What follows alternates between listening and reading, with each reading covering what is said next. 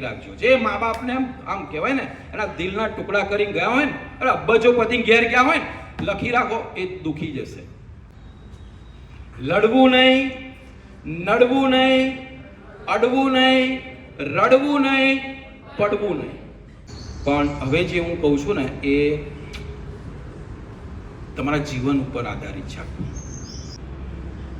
12 પછી ટૂંક સમયમાં 3-4 મહિનામાં જે કંઈ વિદ્યાર્થીઓ બેઠા છે બધા 100% અમને તો વિશ્વાસ છે, અમારી શુભેચ્છાઓ તમારી જોડે છે કે ભવિષ્યમાં સારામાં સારા, બેસ્ટમાં બેસ્ટ ડૉક્ટર કેટલાય હશે, કેટલા એન્જિનિયરો સારામાં સારા હશે, કેટલાક વિદેશની અંદર સારી પોસ્ટ ઉપર હશે, કેટલાક IAS IPS હશે, કેટલાક બિઝનેસમેન હશે.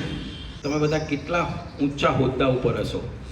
તો આ હોદ્દા ઉપર તમે જ્યારે પહોંચશો બસ તે વખતની અને 2-3 મહિના પછી તમે બહુ સારામાં સારી કોલેજમાં જશો. સારામાં સારી કોલેજ જેને લોકો પ્રાઉડ ગણે, એ કોલેજમાં તમે જ્યારે પગ મૂકશો, બસ એ પહેલા દિવસે તમે કોલેજમાં પગ મૂકો ને તો આ વસ્તુ યાદ રાખજો. જેવી રીતે કન્યા વિદાય લઈ રહી હોય મેરેજ પછી લે તો કરિયાવર આપે, ખબર છે, એટલે કશુંક આપે. એવી રીતે આપણી વિઝન સ્કૂલ અને સરદાર પટેલ વિદ્યાલય તરફથી તમને 5 ડાયમંડ ગિફ્ટ આપવામાં આવે છે. કેટલા? ઓ માય ગોડ, 5 ડાયમંડ કરિયાવરમાં. ભાઈ કરિયાવર તમને મળશે, તમે વિદાય તો લઈ રહ્યા છો, અને છોકરીઓ માટે નહીં. હા, તો એ 5 ડાયમંડ યાદ રાખીશું. છેલ્લે પૂછીશ 5 એક વર્ડ યાદ રાખવાનો છે.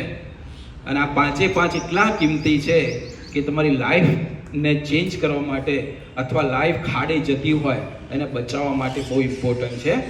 તો પહેલું ડાયમંડ છે, શુદ્ધ ગુજરાતીમાં બોલું છું, દરેકની પાછળ નહીં શબ્દ વાપરવાનો. કયો શબ્દ? બરોબર, એટલે પાછા અડધા ડાયમંડ યાદ ના રાખતા, આખો શબ્દ. ચલો, પહેલો શબ્દ છે, આ ક્યારની વાત છે? આ ડાયમંડ ક્યારે વાપરવાના? કોલેજમાં એન્ટ્રી કરો ત્યાં, પછી ક્યાં સુધી? છેક લાઈફના છેલ્લા શ્વાસ સુધી. પહેલું, લડવું નહીં. આજે ટાઈમ નથી બાકી. સામાન્ય બાબતમાં તો એક ઉદાહરણ આપી દઉં છું. આ તો ઘણા બધા ઉદાહરણ છે. એક ગામની અંદર એક બેન નાળિયેર લેવા ગયા. નાળિયેર અને સર દુકાન હતી, નાળિયેર લીધું. નાળિયેરની ઘેર જઈને ખોલ્યું તો સડેલું નીકળ્યું. એટલે બેન આયા, અને બેને આવીને, હવે વાત કેવી સામાન્ય છે ને, 20 રૂપિયા મળતું નાળિયેર. અને દુકાનદારને આવીને બે અપશબ્દ બોલી ગયા કે પૈસા લઈને આવું નારિયેળ વેચો છો, આવું કરો છો. હવે વાતમાં કશું હતું નહીં, સાંભળજો. એટલે દુકાનદારે સામે એક તીર મારે એટલે સામે એક બીજું તીર જાય, એટલે એ 2 શબ્દ બોલ્યો. એમ કરતાં 5 મિનિટમાં એ સ્વરૂપ ઉગ્ર થઈ ગયું. એટલે ટીપાટીપ મારામાર આવ્યું. ઘરેથી 2-4 આવ્યા, વચ્ચે પડ્યા. એ લડવાનો, ઝઘડવાનો એટલો બધો મોટો ઇસ્યુ થઈ ગયો. રાતે 11 વાગે પોલીસ સ્ટેશને જઈને સામસામે કેસ થયા. કેસ થઈને વકીલો રોકાયા. અઠવાડિયા સુધી પોલીસો આવ્યા અને પૈસા લીધા અને વકીલોને પૈસા આપ્યા.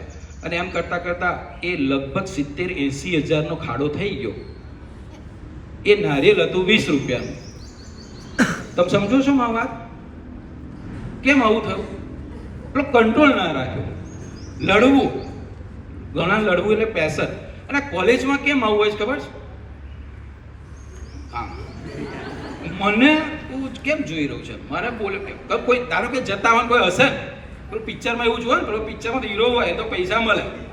કેમ હશું છો? આમ ફેટ પકડે. એટલે આપણે સલમાન ખાન બનવા જઈએ કોલેજમાં.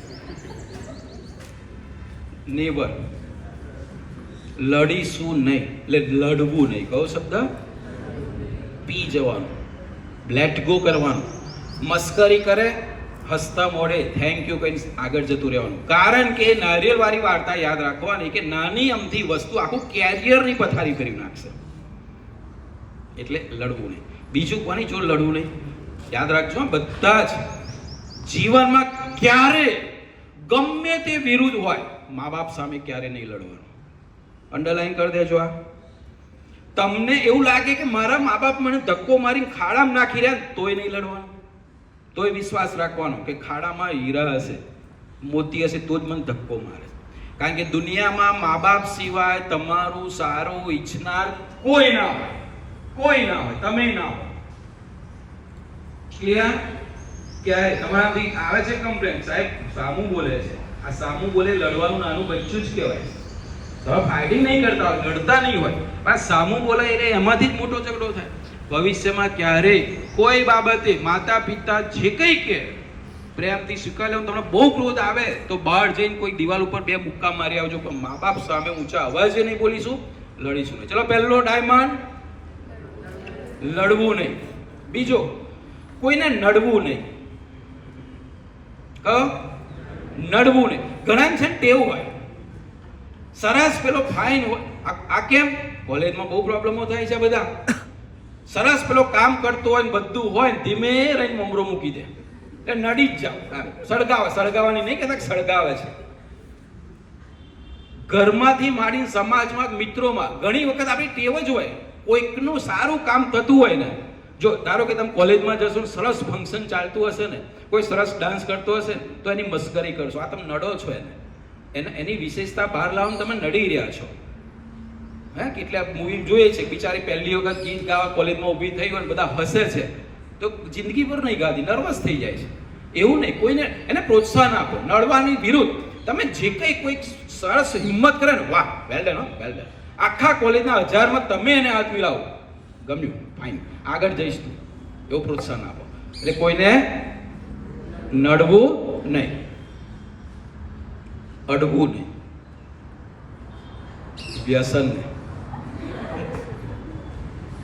ક્યારે વ્યસનને અડવું નહીં. ગઈકાલના પેપરનો જ આંકડો કહું, હમણે સરકારે બોટમાં ને ટ્રેનોમાં ને બધે રસ્તામાં ને એરપોર્ટ ઉપર વ્યસન જે આ ડ્રગ્સ પકડી રહ્યું છે ને, એ કરોડો રૂપિયાનું છે, કરોડો રૂપિયાનું. તો શું લાગે છે, એ ખેતરમાં નાખવા માટે લાવી રહ્યા છે? હે, એ ડ્રગ્સ જે આવી રહ્યું છે બહારથી એ ખેતરમાં નાખે છે તો શું થાય છે? એને કંઈ બીજું કંઈ કામ કરે છે? એનાથી વાસણો ઘસાય છે કોઈ? ક્યાં વપરાય? કોણ ખાય? ગરડા ખાય. આ ડ્રગ્સનું વ્યસન ગરડા થાય તો બાળ મંદિરમાં બાળકો થાય. કોણ થાય? આધ્યાત્મિક સંતો લે. કોણ લે? એક જ પાવર હાઉસ એનું ખર્ચવા માટે. કયું? આ ડ્રગ્સ સૌથી વધારે ક્યાં જાય? કોલેજમાં. ક્યાં જાય? તમે જ્યાં જવાનો છો ત્યાં. ખબર એ નહીં પડે.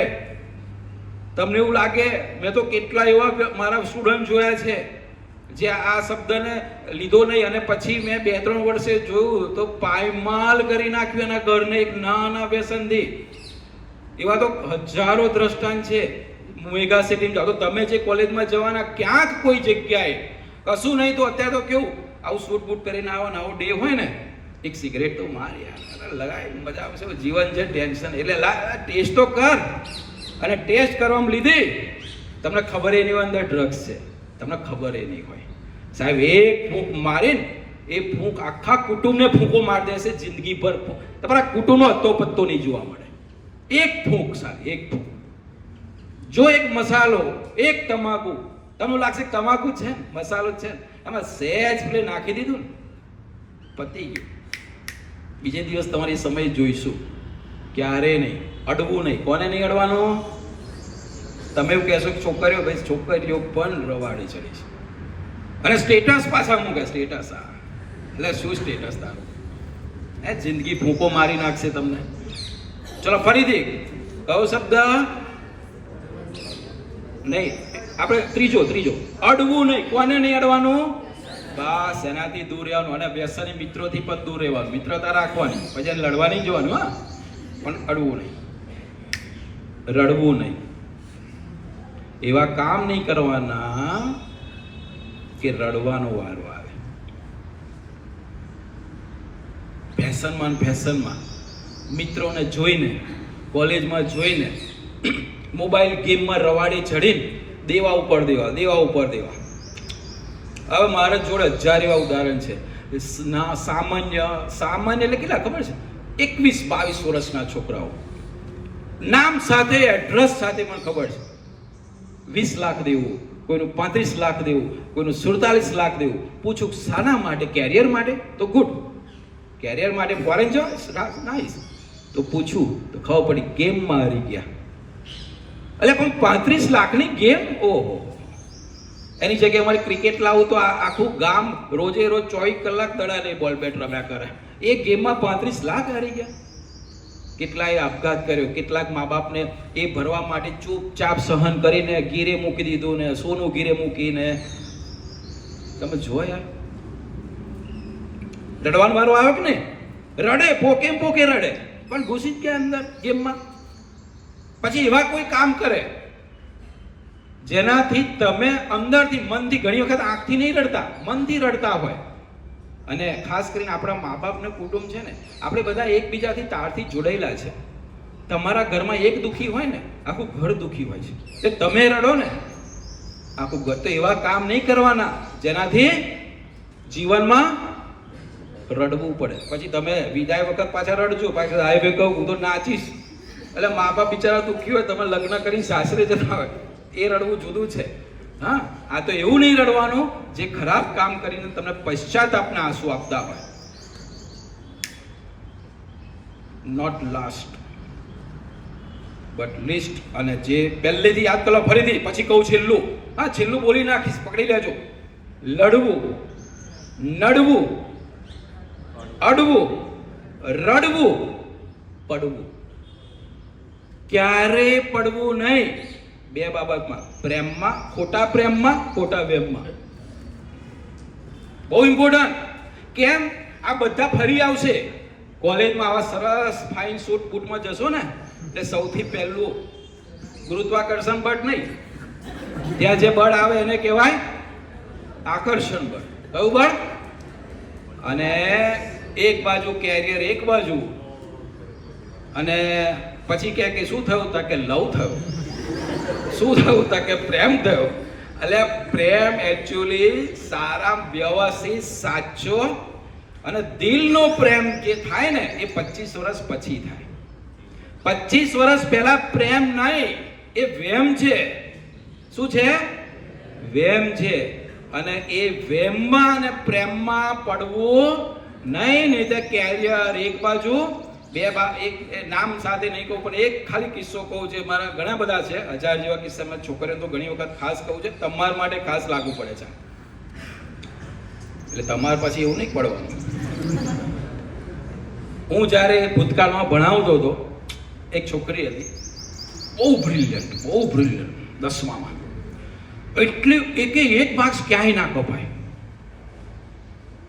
હવે તું 10માં એટલે શું ઉંમર, કશું નહીં. અને સ્કૂલ છૂટ્યા પછી બહાર કોઈ કાવાળા બધા બેઠા હોય એમ બેઠા હતા. અને જેને તમે આપણી ભાષામાં કહીએ પ્રેમ, એ પ્રેમ નહીં પણ વેમ હતો. અને ખબર નહીં શું થયું, પાસ સારામાં સારા ટકાએ પાસ થઈ, બહુમાન થયું, ઇનામો મળ્યા. અને 11 એ વસ્તુ ચાલુ રહ્યું. અને 11-12માં આવતા પંખીડા ઉડી ગયા. અને ઉડી ગયા એટલે ઉડ્યા પછી આયા તો ખરા વરસ પછી, પણ પછી ઘેર જઈને જોયું તો એના અમુક ટાઈમ હું જ્યારે જોઉં તો વાસણ ને ગાયો ને ભેંસો, જે છોકરી સારામાં સારી ડૉક્ટર કે એન્જિનિયર બનવાની હતી, એ છોકરીનું ફ્યુચર મને જોઈને એટલું બધું દુઃખ થયું. ભલે હું એવું નહીં કહેતો પ્રેમ આદો 25 વર્ષ સુધી રાહ જોઈ હોત અને વેલ સ્ટેટસ કર્યા પછી હું નહીં કહું પ્રેમને માર્યો, પણ શું કામ? એક ભાઈને હાઈવે ઉપર, આનાથી બીજા હાઈવે ઉપર, બાદરી ચોકીના આજુબાજુ પોતાના 2 પેટ્રોલ પંપ, 60 વીઘા જમીન, આલીશાન બંગલો, બધું જ કુટુંબ NRI, MSc કરેલી છોકરી, ભણાઈ છોકરીને, એકની એક છોકરી, કોઈ છોકરો નહીં એમને ઘેર. અને પંચર કરે ને, સાયકલના ટાયરના પંચર કરે ને, એને વેમ થઈ ગયું. હું તો પ્રેમ નહીં કહું, એમાં વેમ થઈ ગયો. ઘર બાર છોડીને ગતી રહી. અને નસીબની વાત એ કે એ જ ગામની અંદર બસ સ્ટેન્ડ ભાગોર ઉપર જ પંચરની દુકાન.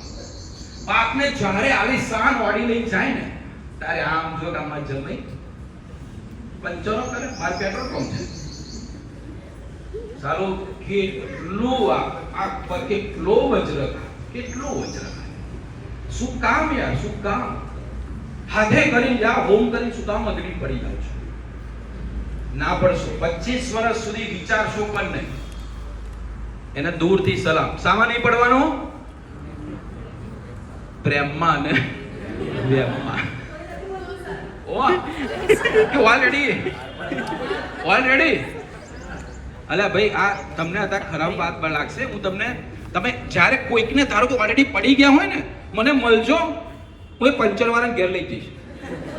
અને પેલી એમએસસી છોકરીની હાલત શું છે, સાંજે 150 રૂપિયા, જો પંચર વાળો કોઈ ના આવે ને તો સાંજે શાક શું કરવું એ પ્રશ્નાર્થ. સાહેબ, શાક શું કરવું એ પ્રશ્નાર્થ. અને બાપ ના બોલાવે, આટલી મિલકત હોય ને દાનમાં આપી દે. જે છોકરી મા બાપનું ના જોવે યાર, થોડીક, અરે એટલું તો શું એવું છે યાર. એટલે ભવિષ્યમાં આપ આવું જ્યારે પસંદ કરો ને ત્યારે મા બાપને વચ્ચે રાખીને વિશ્વાસમાં લઈને પસંદ કરજો. કારણ કે એક, અને આવા 1000 ઉદાહરણ તમે મેં જોયા છે. ક્યારે આ કપલ સુખી નહીં હોય, ક્યારેય નહીં હોય. લખી રાખજો. જે મા બાપને આમ કહેવાય ને, એના દિલના ટુકડા કરીને ગયા હોય ને, અરે અબ્બજો પતિ ઘેર ગયા હોય ને, લખી રાખો, એ દુખી જશે, ક્યારેય સુખી ના થાય. બધું આ યાર મા બાપની છે યાર, છોડે કોઈ ના છોડે. ફરીથી 5 ડાયમંડ. લડવું નહીં, નડવું નહીં, અડવું નહીં, રડવું નહીં, પડવું નહીં. હવે તમે બોલશો.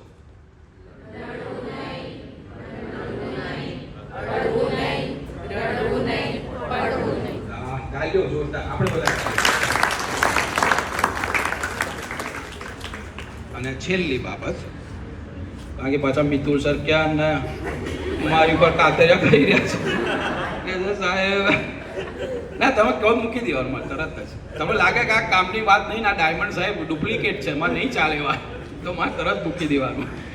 કારણ કે ફરી તમે લાગમાં આવવા નહીં, ફરી તો રસ્તા મને સાંભળવા જ નહીં. એટલે મારે કહી જ દેવા તમારા દિલની બાબતો. 2 બાબત ખાલી કે ઇમ્પોર્ટન્ટ. આધ્યાત્મિક બનજો.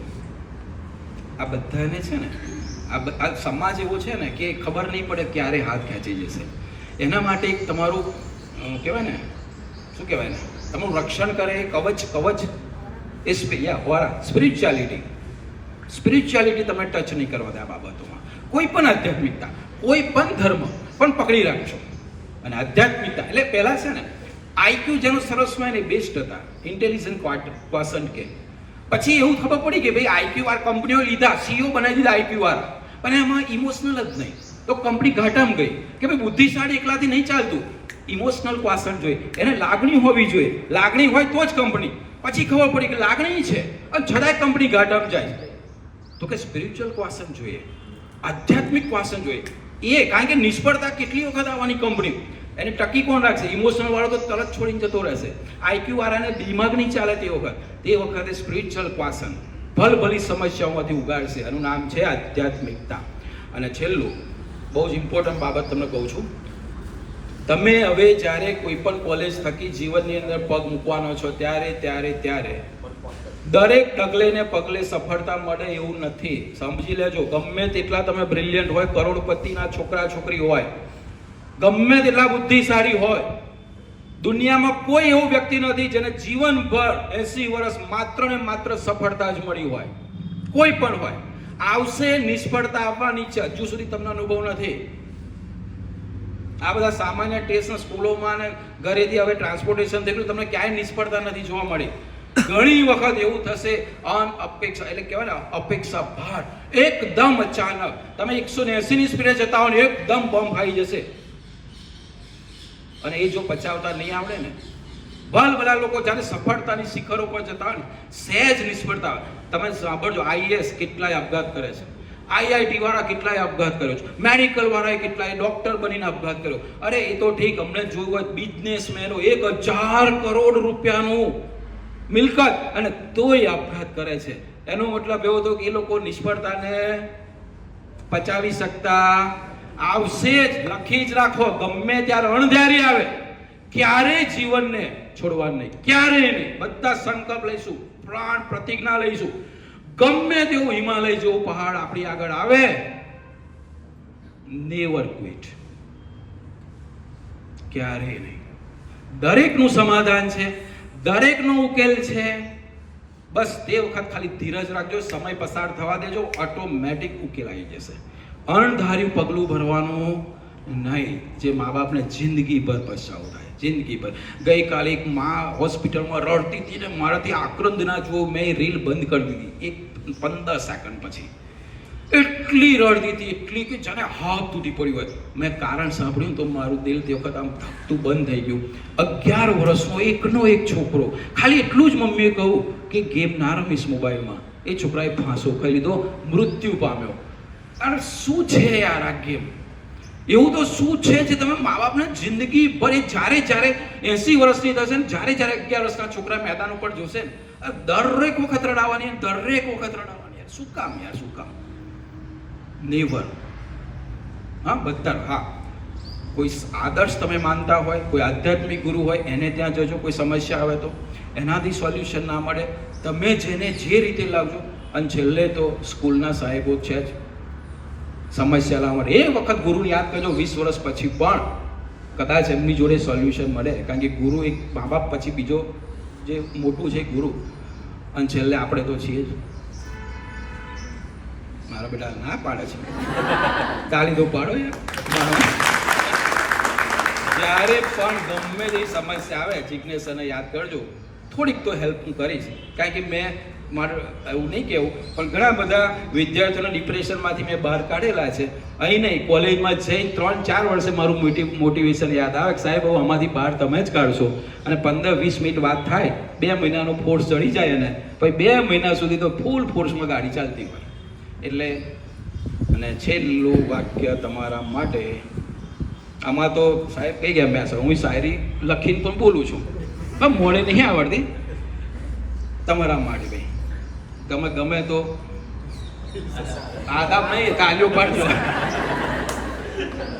ભાઈ. 12મા વાળા માટે, હા, બીજા બધા માટે નહીં. ખુલ્લી પાંખો તમારી, અત્યાર સુધી આમ હતા. ખુલ્લી પાંખો તમારી, હવે આખું આકાશ તમારું છે. બોલો, ખુલ્લી પાંખો તમારી, હવે આખું આકાશ તમારું છે.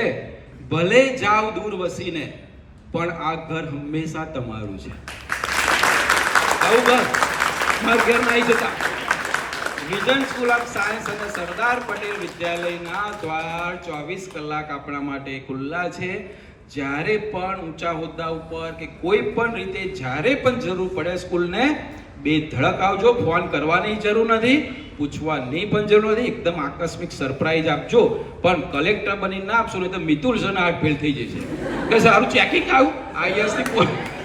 એટલે એમને સાચવજો. ખાલી કલેક્ટર બનીને આવો તો એમને કહેજો કે હું કલેક્ટર બન્યા પછી ચેકિંગ આવું તો મારે તો થઈ જશે. ઓકે, બેસ્ટ ઓફ લક બોર્ડની પરીક્ષા માટે, તમારા જીવન માટે. અને કોઈક વખત રસ્તામાં અમે ભવિષ્યમાં મળીએ તો ક્યાંક જોયા છે એવું ના કહેશો. યાદ કરજો, યાદ આવી જઈશું. અને એવી રીતે દિલ દિમાગમાં અમને યાદ રાખજો. Thank you very much.